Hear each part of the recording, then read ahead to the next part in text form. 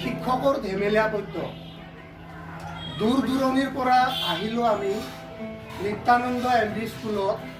5 দিনীয়া প্ৰশিক্ষণ আমাৰ বেজাৰ লাগিল মনত। 9 বজাত আৰম্ভ হয় আমাৰ প্ৰশিক্ষণ। যৱনিকানো কেতিয়া পৰিব তাতে থাকে মন। ইংৰাজী আৰু গণিতৰ নানান কথা চলিল। শিক্ষক সবলীকৰণৰ বিষয়সমূহ আহি ভৰি পৰিল।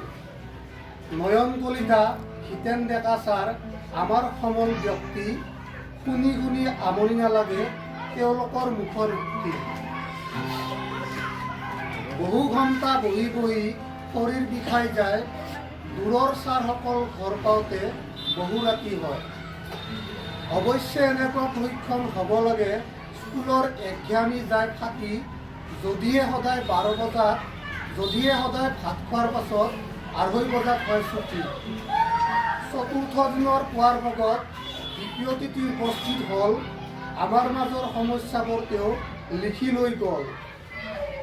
নয়ন ছাৰৰ সাধু শুনি মন প্ৰাণ ভৰিল। 12 বজাতেই যাব খোজা মন ক'ৰবালৈ উৰিল।